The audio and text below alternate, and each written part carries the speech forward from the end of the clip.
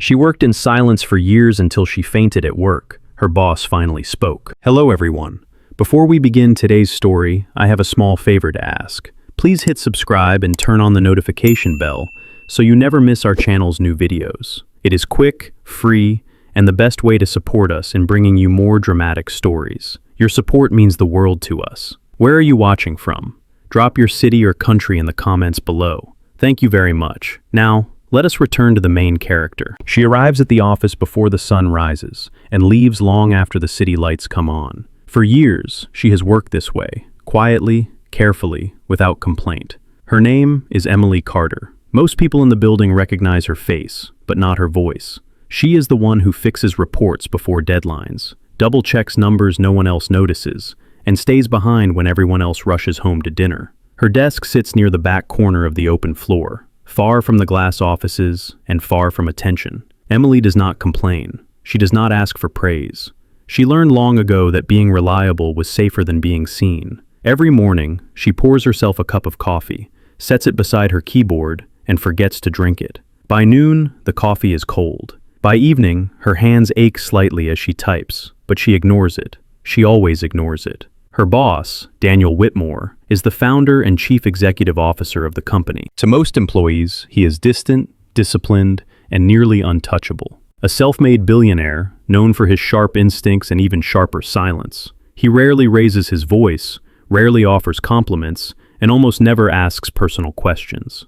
Emily has worked under his leadership for 7 years. In 7 years, he has never once said her name out loud. Late one night, long after the elevators have stopped running regularly, Emily remains at her desk.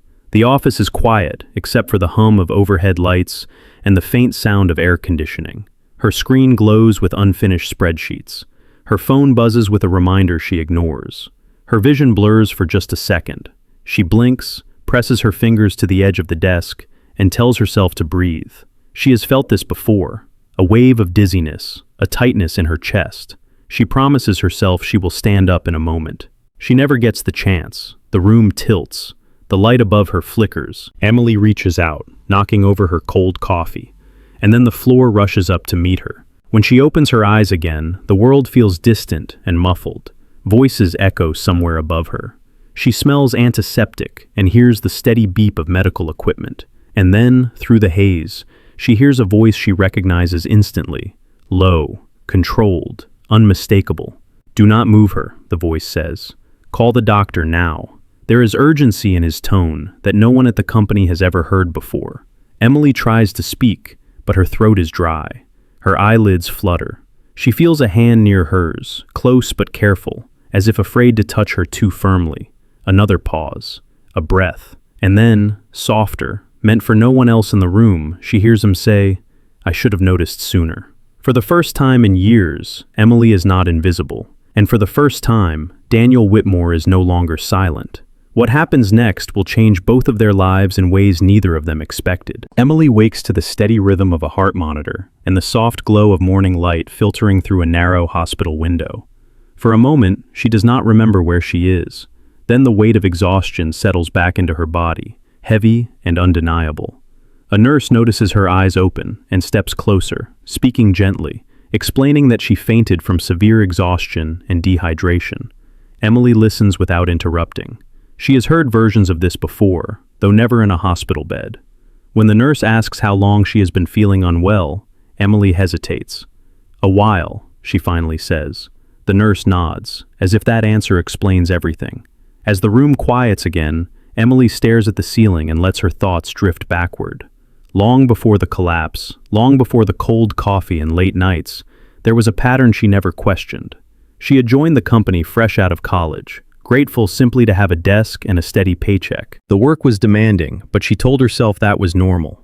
Everyone else seemed to manage. When tasks piled up, she stayed later. When coworkers needed help, she stepped in. When mistakes happened, she fixed them quietly before anyone noticed. Over time, people began to expect it. Emails came late at night with unspoken assumptions. Deadlines grew tighter. Praise went elsewhere. Emily learned to measure her worth by how invisible her effort could be. If no one complained, she was doing well. She skipped lunches. She postponed doctor appointments. She learned how to smile and say, "I am fine," even when she was not. Back at the hospital, the door opens again. Emily expects another nurse, but instead, she sees him. Daniel Whitmore stands just inside the doorway, his suit jacket folded neatly over one arm. He looks out of place here, surrounded by white walls and quiet machines. For a moment, he does not speak. He simply looks at her, as if confirming that she is real, that she is awake. "I will not stay long," he says finally. His voice is calm, but there is something restrained beneath it. "I wanted to make sure you are all right."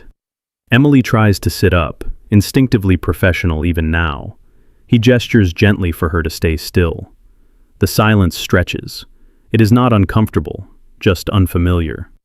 "The doctor said you pushed yourself too far," he continues. "They were clear about that." Emily swallows.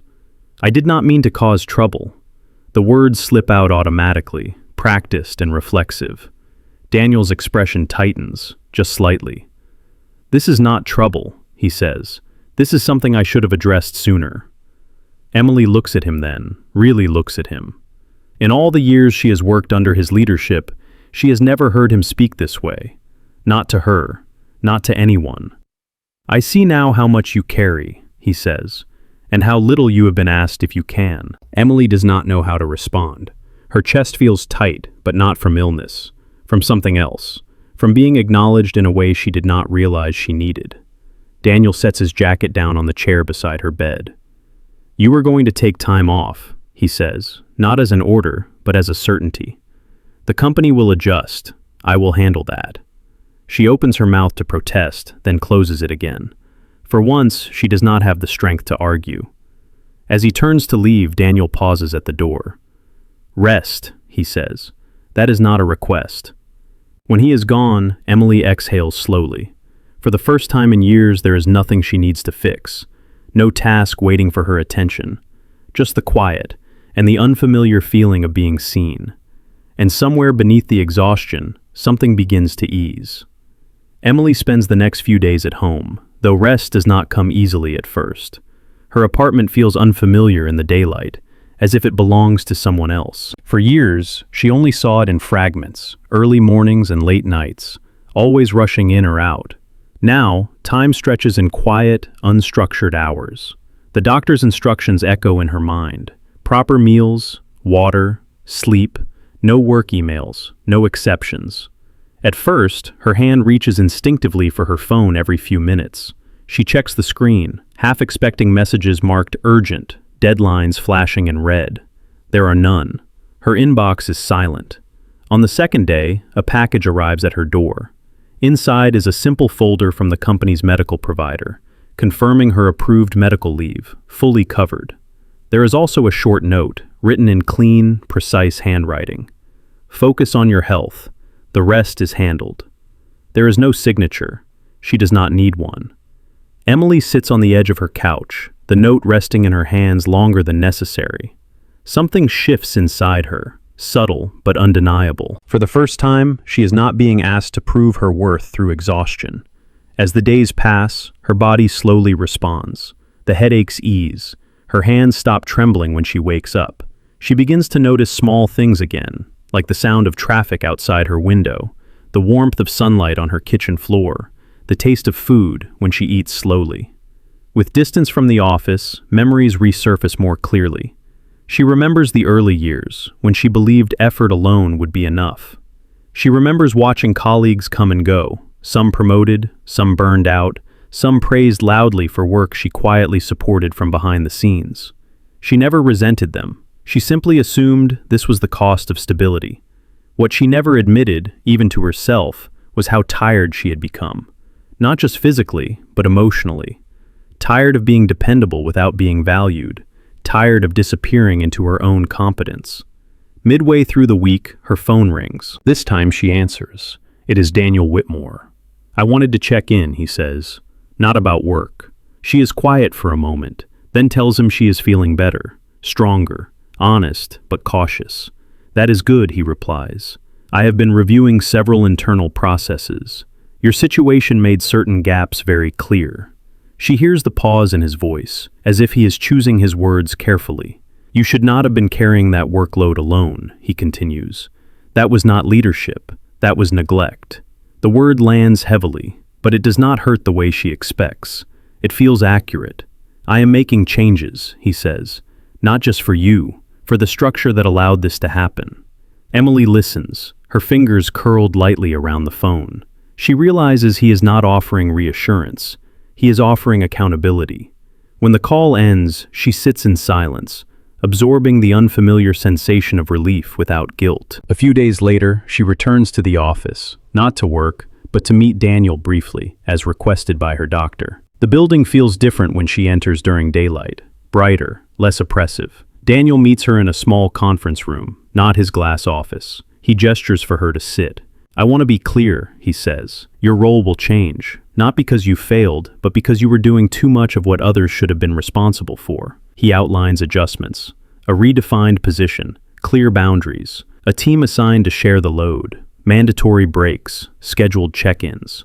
Emily listens, stunned by the practicality of it all. This is not a reward, it is correction. I need you here, Daniel says, his voice steady. But not at the cost of your health, not at the cost of who you are. For the first time, Emily does not feel the urge to apologize. She simply nods. As she leaves the building that day, she steps outside into the afternoon sun and pauses. The city moves around her as it always has, but something inside her feels lighter. The silence she worked in for years is finally breaking, replaced not by noise, but by balance.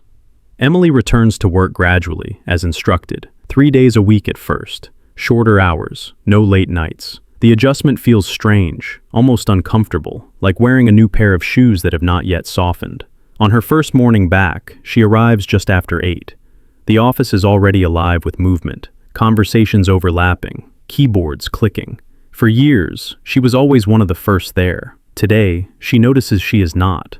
At her desk, everything is the same, yet nothing feels the same. Her inbox is organized, tasks are clearly assigned. A shared calendar now exists where there used to be vague expectations and last-minute requests. Her name appears on documents she once edited silently in the background.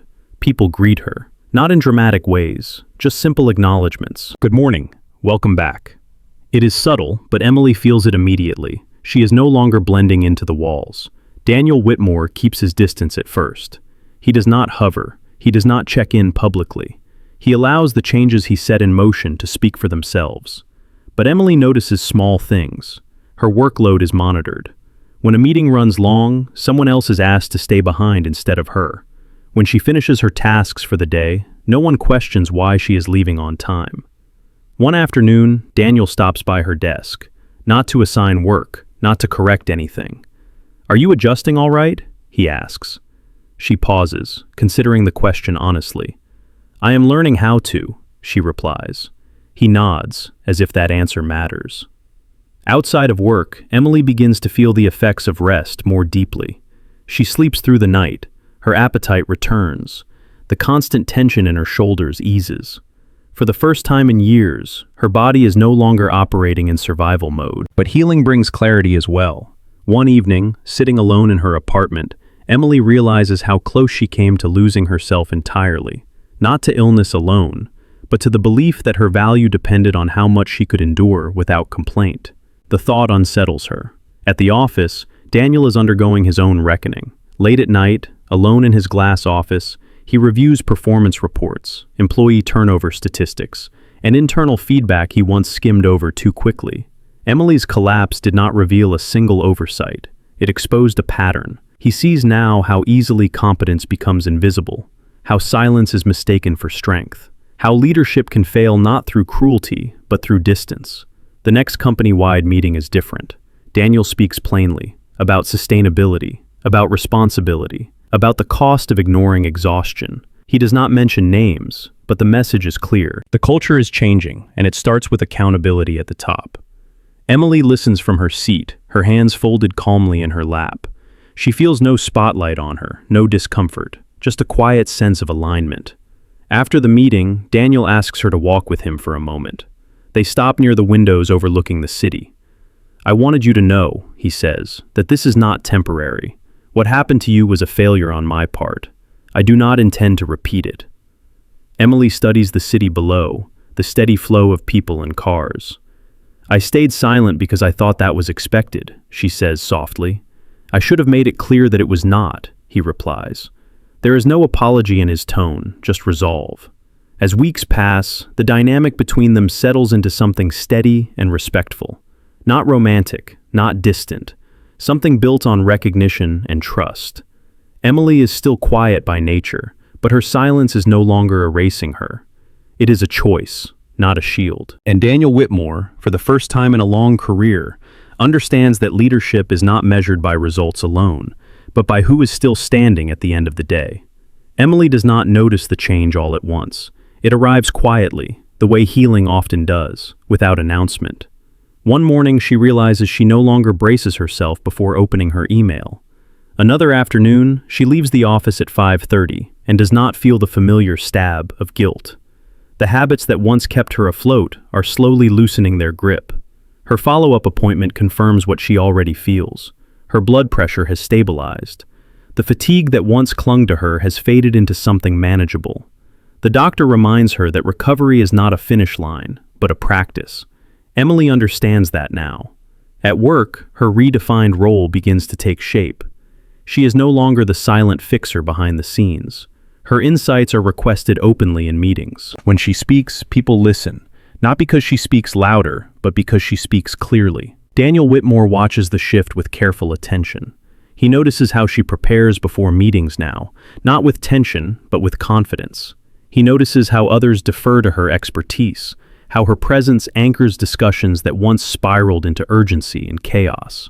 Most of all, he notices that she no longer disappears. One evening, after a long but balanced workday, Daniel asks if she has a moment. They sit in the conference room, the city outside darkening as lights flicker on one by one. "There is something I would like to offer you," he says, "not as a reward and not as compensation." Emily listens without interrupting. "I want you to help me redesign how this company defines sustainability," he continues, "not as an advisor from the outside, but as someone who understands the cost of silence from the inside." She feels the weight of the words, not as pressure, but as trust. "I will not accept unless it fits within the boundaries we set," she says carefully. A small smile crosses his face. "That is exactly why I am asking." Their conversations grow more frequent after that. Not longer, just more honest. They speak about leadership, about responsibility, about the quiet harm caused by systems that reward endurance over well-being. There is no pretense between them, no need to impress.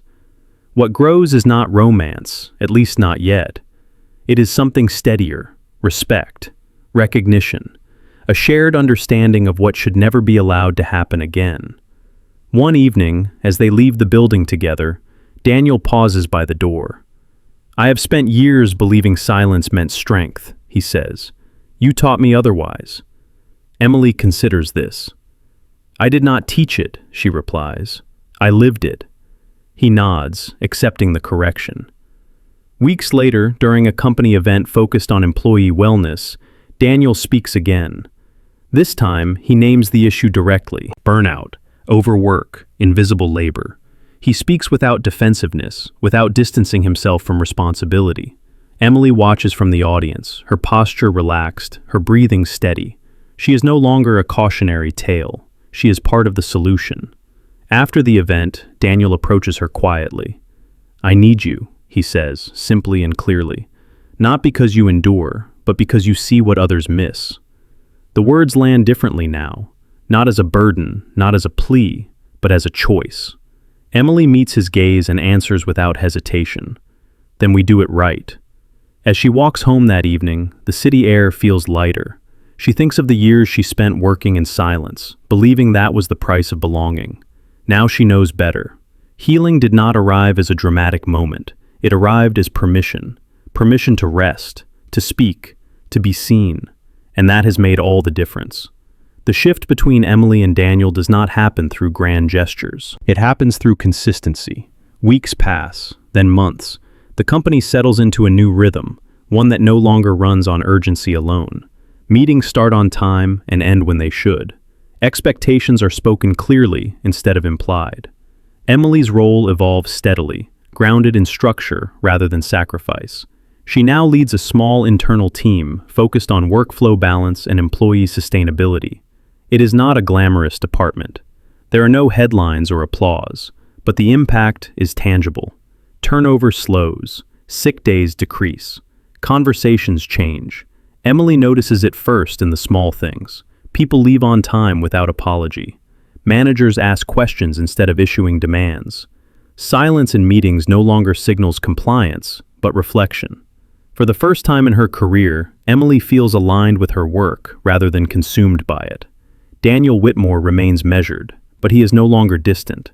He attends the weekly check-ins. He listens more than he speaks. When concerns are raised, he responds with action instead of reassurance. One afternoon, after reviewing a report together, he leans back slightly in his chair. "You were right," he says, about how easily endurance gets mistaken for loyalty. Emily does not rush to respond. "People want to do good work," she says. "They just should not have to disappear to do it." He nods slowly. Outside the office, their conversations expand beyond policy and performance. Sometimes, as they walk through the lobby at the end of the day, they talk about quieter things: the pressure of responsibility, the isolation of leadership, the cost of being needed without being known. Daniel admits, once, that he built the company believing distance protected clarity, that emotion would complicate judgment, that silence was safer. "I did not realize," he says, "how much it also isolated me." Emily understands this more than she expects to. Healing, she is learning, does not only belong to those who collapse. It belongs to those who never allowed themselves to. One evening, after a long but balanced workday, Daniel invites her to join him for dinner. Not as a meeting, not as an obligation, just a conversation outside the walls that once defined them. They choose a quiet restaurant not far from the office. Nothing extravagant, comfortable, human. They talk about their lives beyond work. Emily speaks about her early years, the fear of instability that taught her to overperform in silence. Daniel speaks about building something so large that he forgot to notice the people holding it together. There is no rush, no subtext, just understanding. As the evening ends, Daniel pauses before they part ways. "I am glad you stayed," he says. Emily meets his gaze. "I stayed because things changed," she replies, "because you changed." He accepts that without defense. From that point on, something shifts again. Not suddenly, not dramatically, but unmistakably. Their connection deepens, built not on rescue or dependence, but on shared values. Mutual respect, a commitment to doing better, not just feeling better. Emily no longer feels the need to shrink herself to fit. Daniel no longer mistakes control for leadership. What grows between them is not born from crisis, but from recovery, from the understanding that healing is not about being saved. It is about being met where you are, and choosing, together, to move forward differently.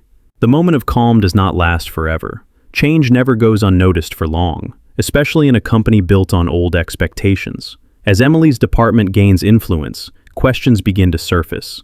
Quiet ones at first, then sharper. It starts with a meeting she is not invited to. Daniel Whitmore sits at the head of the table as several board members review quarterly reports. Productivity has improved. Turnover is down. Employee satisfaction metrics are rising. On paper, the changes look successful, but success does not silence doubt. One board member leans forward.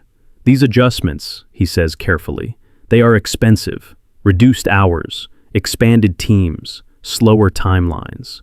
Another adds, "There is also concern about favoritism. This initiative began after one employee collapsed at work." The room grows still.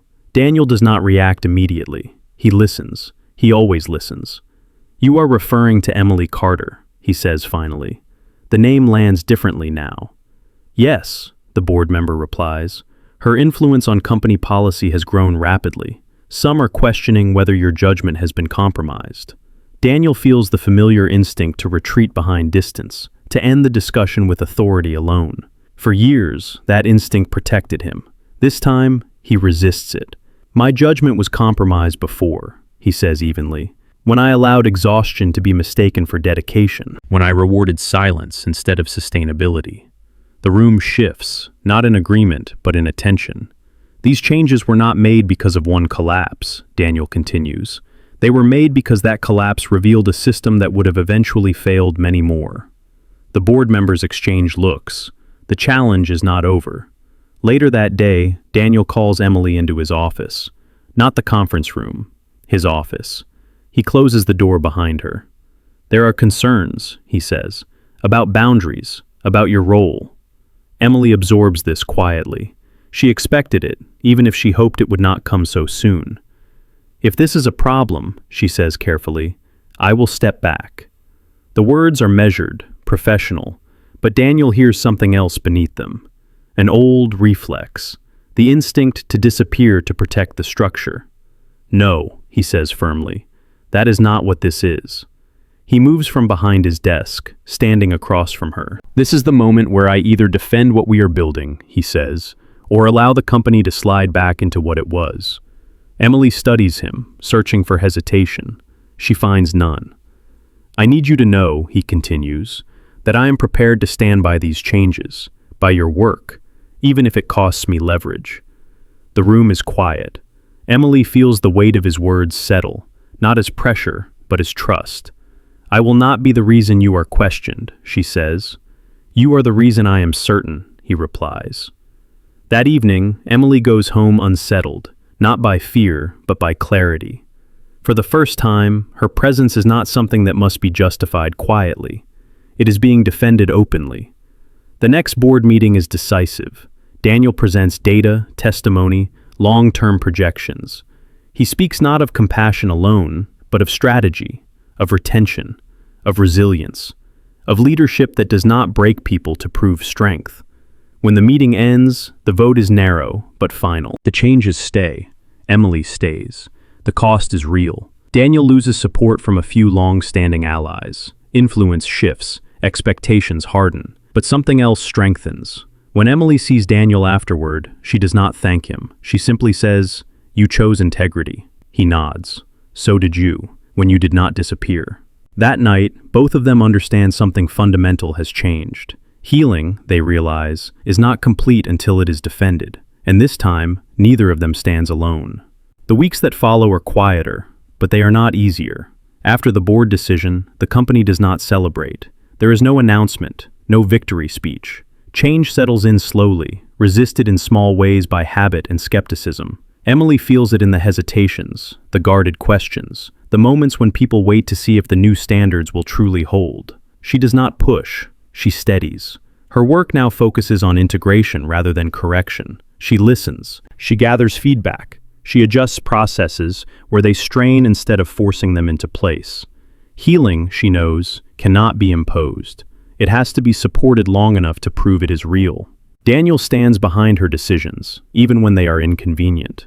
When a senior manager complains about reduced flexibility to demand overtime, Daniel responds plainly. When a department requests an exception to old practices, he asks why the exception is necessary.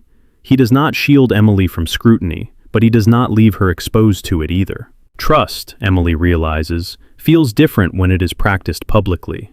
One afternoon, months after her collapse, she finds herself standing in the same hallway where everything changed. The lights are bright, the floor polished. The office feels alive, but not frantic. She pauses there longer than she expects. She remembers how she felt that night. The dizziness, the fear she ignored, the certainty that stopping meant failing. She breathes in, steady now, and continues walking. Later that day, Daniel asks her to meet him on the rooftop terrace. It is a space rarely used, overlooking the city skyline. The air is cool, the noise distant. "I wanted to thank you," he says, not formally, not as a superior, but as a man who understands the weight of the words. "For what?" she asks. "For staying," he answers, "and for holding your ground when it would have been easier not to." Emily considers this. "You made it possible to stay," she says, "without disappearing." He nods. "That was not easy for me." "I know," she replies. They stand in silence, comfortable now, no longer defined by hierarchy alone. The city stretches below them, complex and alive. "I used to believe leadership meant never letting people see uncertainty," Daniel says. "Now I think it means naming it before it causes harm." Emily smiles slightly. "I used to believe value meant endurance," she says. "Now I know it means honesty." Neither of them speaks for a while. What has grown between them is not sudden or dramatic. It is deliberate, built on choice, on the decision to meet each other as equals, shaped by different experiences but aligned in purpose. As the sun dips lower, Daniel turns to her. "There is something else," he says, "something personal." Emily waits, open but grounded. "I care about you," he says, "not because of what you give to this company, but because of who you are when you are no longer silent." The words are simple. They do not ask for anything. They do not promise what cannot be guaranteed. Emily feels them settle, not as pressure, but as recognition. "I care about you too," she says honestly, "because you learn to listen." They do not rush forward. They do not define the moment more than it needs to be. Healing, they both know, is not complete when it is hurried. As they leave the terrace together, the city lights beginning to glow, Emily feels something she once thought was unreachable. Not rescue, not relief, but balance. And for the first time, she trusts it will last. The changes hold, not perfectly, not without effort, but they hold long enough to become real. Months pass, and the company no longer speaks about transformation as a phase. It becomes a standard. New hires are trained under different expectations. Managers are evaluated not only on output, but on sustainability. Silence is no longer rewarded. Balance is no longer questioned. Emily settles into her role with quiet confidence. She no longer arrives before sunrise or leaves long after dark. Her days are full, but not consuming. When she speaks, she does so without rehearsing apologies in her head. When she rests, she does not justify it. Her health continues to improve. The fatigue that once defined her life fades into memory. Not forgotten, but understood. A reminder of what happens when care is delayed too long. Daniel Whitmore changes as well, though fewer people notice at first. He listens more. He asks questions he once assumed he already knew the answers to. He walks the floors of the building without an agenda, without urgency, simply present. Leadership, he learns, is not weakened by visibility. It is strengthened by it. Their relationship grows naturally, without pressure or spectacle. They share dinners after work, sometimes talking about the company, sometimes not. They learn each other's rhythms, each other's limits. There is no rush to define what they are becoming. Both of them understand what happens when things move faster than the body or the heart can sustain. One evening, as they walk through the city together, Daniel stops beneath a streetlight. The noise of traffic hums around them, steady and familiar.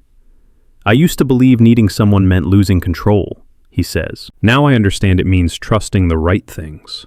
Emily looks at him, her expression calm, grounded.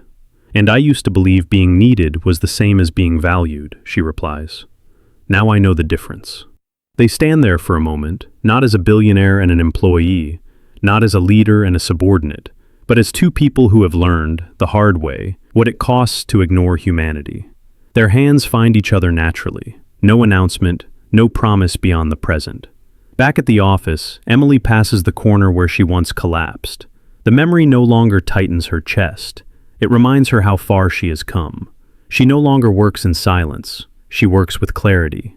The story of her collapse becomes something else over time. Not a warning whispered quietly, a lesson spoken openly. And for Daniel, the moment he finally spoke is not remembered as a weakness, but as the beginning of true leadership. Because healing, they both know now, is not a single event. It is a series of choices: to listen, to speak, to rest, to stay, and to never again confuse silence with strength. That is how the story ends, not with a dramatic declaration, but with a life that no longer needs to fall apart in order to be seen.